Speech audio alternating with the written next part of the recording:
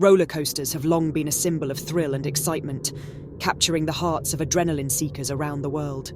These towering steel and wooden giants, with their dizzying heights, sharp turns, and stomach-churning drops, offer a unique blend of fear and joy that is hard to match. The allure of the roller coaster lies in its ability to push the boundaries of human experience, providing a controlled environment where riders can confront their fears and revel in the exhilaration of high speeds and sudden plummets. However, beneath the surface of this exhilarating experience lies a darker side. The history of roller coasters is marred by numerous accidents and fatalities, highlighting the inherent risks involved in such high-speed amusement rides. According to the International Association of Amusement Parks and Attractions, IAAPA, while the overall rate of accidents on roller coasters is relatively low, the consequences of mechanical failures, operator errors, and unforeseen incidents can be severe. Over the years, there have been several high-profile accidents that have resulted in injuries and, tragically, deaths. One of the most notorious incidents in the history of roller coasters occurred on June 14th, 1986, at Galaxyland in West Edmonton Mall, Alberta, Canada. This was the day when the Mindbender, the world's largest indoor triple-loop roller coaster, turned a thrilling ride into a scene of horror. Just a few months after its grand opening, the Mindbender experienced a catastrophic failure that led to the derailment of the last car. The chilling details of this accident, which claimed the lives of 3 riders and left another critically injured, are a stark reminder of the fine line between thrill and tragedy in the world of amusement parks. The story of the Mindbender not only underscores the potential dangers of roller coasters, but also serves as a case study in the importance of rigorous safety standards and regular maintenance in the amusement ride industry.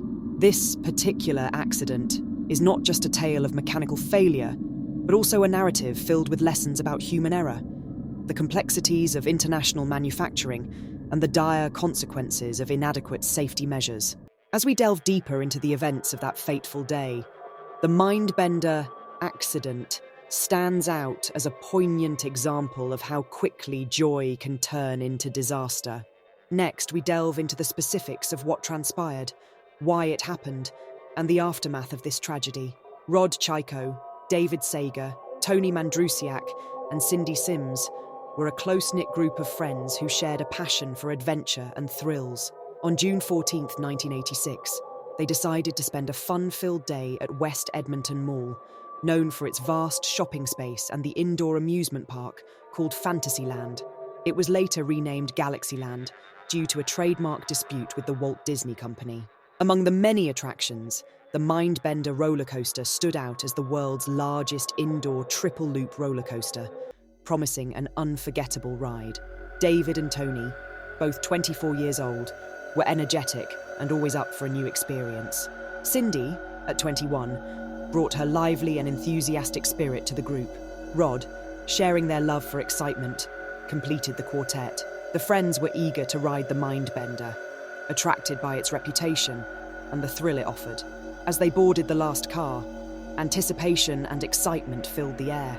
However, their exhilarating ride turned into a nightmare when their car of the coaster fishtailed uncontrollably, causing the lap bars to disengage before crashing into a concrete pillar. Witnesses watched in horror at the sight of David, Tony, Cindy, and Rod being ejected from the car and hitting the concrete floor below was horrifying. Bystanders were struck with disbelief and helplessness as they saw the bodies and the damage inflicted by the crash. The cries for help and the chaos that ensued added to the nightmarish atmosphere of the event. Passengers riding in the first 3 cars were left suspended mid-loop for close to 30 minutes before a rescue could be completed. David, Tony, and Cindy succumbed to their injuries, their lives full of potential and promise cut short in an instant. Rod, although critically injured, survived the horrific incident. He suffered extensive injuries, including shattered legs, a crushed shoulder, broken feet, pelvis, lower back, and numerous fractured ribs. His recovery was long and arduous, involving multiple surgeries and months of rehabilitation before he could walk again, first with leg braces and eventually on his own. What went wrong on that fateful day involved a combination of mechanical failure and inadequate maintenance.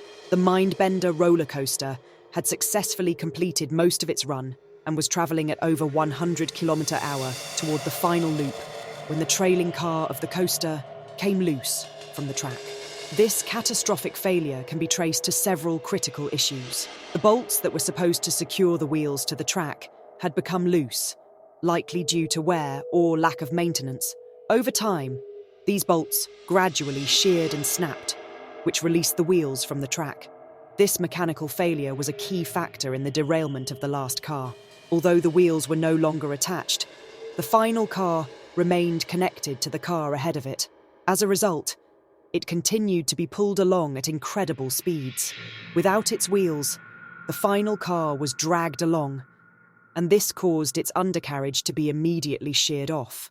During the incident, the lap bars that were supposed to keep passengers secure malfunctioned, likely due to damage sustained during the derailment. The release of the lap bars meant that the passengers were no longer held in their seats, leading to the ejection of all 4 riders from the final car. As the train approached the final loop, it lost significant speed because of the dragging final car. Unable to complete the loop, the train rolled backward, and the rear car slammed into a concrete pillar. This final impact stopped the train, but also resulted in further damage and injuries for everyone on the ride. The investigation into the accident revealed several critical findings. Loose bolts. The primary cause was the loose bolts on the wheel assembly of the last car.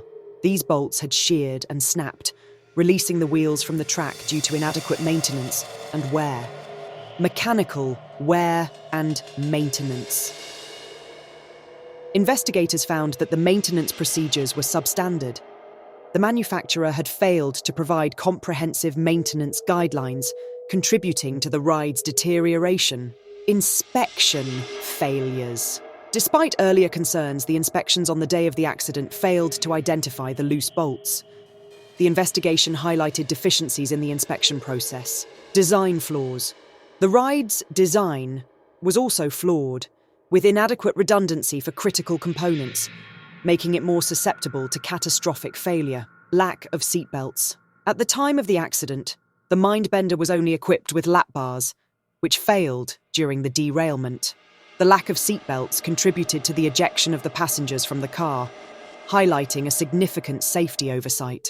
After the incident, seatbelts were added as an additional safety measure to prevent such occurrences in the future. In response to these findings, several changes were implemented. Redesign of trains. The trains were redesigned, reducing the number of cars from 4 to 3, and adding safety features like anti-rollback devices, extra wheel assemblies, seatbelts, and shoulder headrests. Improved maintenance protocols. Maintenance protocols were overhauled to ensure regular and thorough inspections of all components, addressing wear and tear immediately. Enhanced safety standards. The accident led to stricter regulations and enforcement of safety practices across the amusement park industry. The Mindbender roller coaster was closed for more than a year. Since its reopening in 1987, the Mindbender operated without any further major incidents until it was permanently closed on January 30th, 2023, after 37 years of service, in order to redevelop its space for new developments in the park.